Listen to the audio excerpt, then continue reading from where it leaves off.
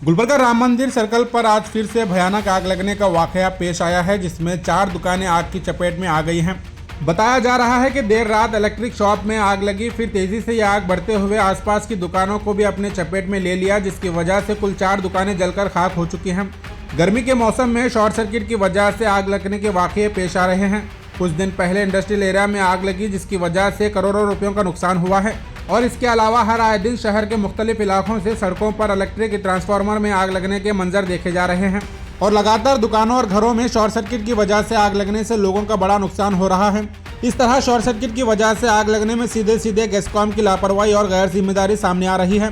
गुलबर्गा में पिछले कई सालों से पुरानी तारें, ओवरलोड ट्रांसफार्मर और गैर कानूनी कनेक्शन की वजह से इस तरह के हादसे पेश आ रहे हैं। गैस्कॉम को लगातार शिकायत करने के बावजूद गैस्कॉम इन मामलों में कार्रवाई नहीं कर रहा है। हमेशा गर्मी के महीनों में एसी, कूलर, फैन और दीगर चीज़ों में बिजली का इस्तेमाल ज़्यादा होने की वजह से तारों पर दबाव पड़ता है, जिसके चलते शॉर्ट सर्किट के केसेस सामने आ रहे हैं।